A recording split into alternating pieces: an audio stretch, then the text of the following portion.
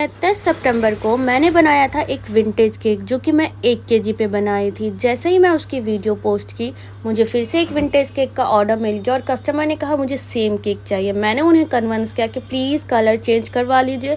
वो मान गई और कलर मैंने चेंज कर दिया। यहाँ पे मैंने रखा था पर्पल कलर। तो यहाँ पे मैं फिर से बना रही हूँ 1 केजी पे, और जिसके लिए मैंने टोटल प्रीमिक्स लिया था 340 ग्राम्स, जिसमें कि 255 ग्राम्स मैंने बेक किया था 6 इंच के बर्तन में। एक्चुअली 6 इंच का बर्तन मेरे पास 2 है, तो कह सकते हैं कि 1.5 पाउंड का केक मैंने 6 इंच के 2 अलग अलग बर्तन में बेक किया था। और जो बाकी 85 ग्राम्स के प्रीमिक्स रह गए उसे मैंने बेक किया था 4.25 इंच के बर्तन में, जिसमें मैं बेंटो केक बनाती हूँ। और बेक करने के लिए मैंने यूज़ किया था अगारो का OTG जो मेरे पास है 40 लीटर का। इसका मैंने नीचे वाला रॉड ऑन किया था और 180 डिग्री पे मैंने इसे 40 मिनट्स के लिए बेक किया था। आफ्टर बेकिंग मैंने इसे कुछ देर ठंडा होने के लिए रख दिया, क्योंकि अगर हमारा स्पॉन्ज ठंडा नहीं होगा, अगर गरम गरम में इसे हम कट कर देंगे तो क्या होगा ना, हमारा स्पॉन्ज टूटने लगेगा। जब भी मैं केक बनाती हूँ इंस्टाग्राम पे, जब भी मैं पोस्ट करती हूँ, मेरी एक आईडी है नरगिस सी रेसिपी, वहाँ पे मुझे कमेंट होता है, डीएम होता है कि आप शुगर सिरप इस्तेमाल करते हो। तो यहाँ मैं शुगर सिरप नहीं इस्तेमाल करती हूँ। मैं एक स्प्रे बोतल में नॉर्मल वाटर रखती हूँ जब कोई मुझे वनीला फ्लेवर पे कोई केक बनाना होता है। अगर मुझे चॉकलेट फ्लेवर पे केक बनाना होता है तो मैं कॉफ़ी वाटर का इस्तेमाल करती हूँ। तो मैंने दोनों ही केक की, यानी कि विंटेज केक 2 लेयर का था, तो मैंने दोनों लेयर की क्रम कोटिंग कर फ्रिज पे रख दी थी। और इसी के साथ मैं कल बेंटो केक भी बना रही थी। बेंटो केक बनाने के लिए मैंने आपको बताया कि मैंने 3.5 इंच का बर्तन इस्तेमाल करती हूँ, और जिसमें 85 ग्राम प्रीमिक्स मैं यूज़ करती हूँ, और इसे मैं 2 ही लेयर पे कट करती हूँ। तो इसकी आइसिंग मैं लगे हाथ कर दी, और आइसिंग कर मैंने इसे फ्रिज पे रख दिया, क्योंकि जब मैं इसे बेंटो बॉक्स में ट्रांसफ़र करूँगी तो ये अच्छे से ट्रांसफ़र हो जाए। और एक चीज़ मैं बताना भूल गई, मैंने नीचे वाले लेयर को 4 लेयर पे रखा था, यानी कि 1.5 पाउंड का केक था तो मैंने इसके 4 लेयर्स बनाए थे और ऊपर वाले मेरे 3 लेयर्स थे। तो नीचे वाला लेयर मेरा थोड़ा हाइटेड हो गया था और ऊपर वाला लेयर तो हाइटेड था ही। तो यहाँ पे मैंने इसकी आइसिंग अच्छे से कर दी।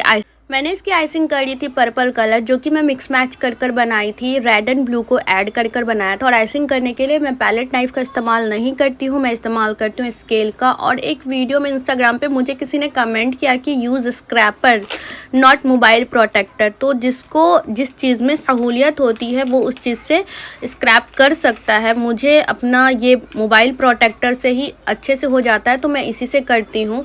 बाकी लोग तो कार्ड से भी करते हैं, कुछ लोग ATM कार्ड से करते हैं और कुछ लोग स्क्रैपर से करते हैं। तो मेरा एक्सपीरियंस इसके साथ बहुत अच्छा है। तो मैंने दोनों लेयर की आइसिंग कर फ्रिज पे रख दी थी, क्योंकि मुझे लेयर चढ़ाना था, तो मैंने 3 घंटे के लिए उसको रख दिया था फ्रिज पे। अब यहाँ पे मेरे कस्टमर ने मुझे कॉल किया कि मैं बेंटो केक लेने के लिए आ रही हूँ। तो मेरा एक अधूरा काम था कि मुझे इसमें ट्रांसफ़र करना था बेंटो बॉक्स में बेंटो केक को। तो मैंने बटर पेपर काटा, जितना चौड़ा मेरा बेंटो बॉक्स था उतना ही बड़ा मैंने बटर पेपर काटा और उस पर केक रख दिया, बेंटो केक। और फिर उस पर मैंने हैप्पी बर्थडे लिखा, जो कि चॉकलेट गनाश से है। गनाश से मैंने थोड़ा सा ब्लैक कलर ऐड किया, इसलिए इतना डार्क दिख रहा है। और कस्टमर ने मुझे HBD लिखने को कहा था, पर मेरा दिल कर रहा था हैप्पी बर्थडे पूरा लिखने का। तो मैंने कस्टमर से पहले पूछा तो उन्होंने कहा हाँ लिख दीजिए। तो मैंने यहाँ पे कुछ बीट्स डाले और अपना मेटालिक स्प्रे उड़ाया। मेरा बेंटो केक बनकर रेडी है, जो कि बहुत क्यूट सा लग रहा था। आप लोग कमेंट सेक्शन में ज़रूर बताइएगा कि आप लोग को ये बेंटो केक कैसा लग रहा है। तो यहाँ पे मेरे कस्टमर भी आ गए थे लेने के लिए बेंटो केक, मैंने उसे दे दिया। फिर मैं मार्केट गई, मार्केट से रिबन खरीद कर लाई। फिर मैं बो बनाई, क्योंकि मुझे विंटेज केक में बो लगाना था। तो मैंने यहाँ पे पर्पल कलर का बो बनाया था। अब बारी आई स्टैकिंग करने की, लेयर पे लेयर चढ़ाने की, जो मेरे लिए बहुत टफ लगता है। आज मुझे 2 साल से ऊपर हो गए केक बनाते हुए, लेकिन आज भी मुझे लेयर वाला केक बनाने में बड़ा डर लगता है। स्टार्टिंग में तो अम्मी हेल्प कर दिया करती थी, लेकिन अब मैं क्या करती हूँ ना, इसको अच्छे से सेट कर देती हूँ ताकि ये अच्छे से रखा जाए। तो यहाँ पे मुझे डर लग रहा था कि ये पैलेट नाइफ निकलेगा कि नहीं निकलेगा। तो मैंने अपना पेपर स्ट्रॉ डाला और उससे थोड़ा सा इसको एडजस्ट किया, जितना मुझे नीड थी मैंने उसे कट कर दिया और वापस हटा दिया। फिर मैंने लिया अपना स्टार नोजल से मैं जो है इसका बॉर्डर देने लगी, ऊपर मिडिल पे और सबसे नीचे पे। पहले मैंने इसका बॉर्डर दे दिया। और यहाँ पे मुझसे एक गलती हो गई कि जो कस्टमर, जब केक बन गया, मैंने कस्टमर को कॉल किया, क्योंकि कस्टमर मुजफ्फरपुर से आ रही थी वैशाली ट्रेन से। तो उन्होंने कहा था कि मैं आऊँगी आपके घर से होते हुए, मैं केक लेकर चली जाऊँगी। उसने कहा कि फ़ोटो भेजो। मैं फ़ोटो भेजी, और जब मैं फ़ोटो खुद ही देखी, मुझे लगा कि मैं तो कुछ गलती कर दी हूँ। फिर से मैं केक जो फ्रिज पे रख दी थी मैं निकाली, उसे सही की, एंड देन तब मेरा केक जाकर परफेक्ट हुआ। तो यहाँ पे मैं फ्रिल बनाने के लिए जो बम्बू स्टिक होता है ना उसका इस्तेमाल की, क्योंकि मतलब आज भी मुझे लगता है कि मेरे हाथ काँप रहे हैं। तो यहाँ पे मुझसे गलती ना हो इसलिए मैंने बम्बू स्टिक से ड्रॉ किया और उसके बाद मैंने इसके फ्रिल बनाए। ऊपर और नीचे दोनों एग्ज़ैक्ट एक ही तरह के फ्रिल बनने थे। पहले जो मैं केक बनाई थी पिंक वाला, तो उसमें मुझसे कुछ गलती हुई थी। हमेशा ही जब भी कोई चीज़ हम पहली बार बनाते हैं तो गलती ना हो ऐसा हो ही नहीं सकता। मेरे साथ तो हमेशा ही होता है, पहला केक में मुझसे हमेशा ही गलती होता है। उसके बाद मैंने लिया था प्लेन नोज़ल और उसमें मैंने बीड्स के जैसे कुछ डिज़ाइन बना दिए। यहाँ पे मुझे बीड्स के अकॉर्डिंग लेते हुए एक फ्रिल बनाना था, मैंने बना दिया। और मैंने जो केक का कलर चूज़ किया था पर्पल, कैमरे पे कुछ दिख ही नहीं रहा था। मुझे समझ नहीं आ रहा था मैं करूँ तो करूँ क्या, जो एग्जैक्ट कलर आए वो वीडियो पे भी नहीं दिख रहा होगा आप लोग को। बाकी केक मेरा बहुत प्यारा लग रहा था।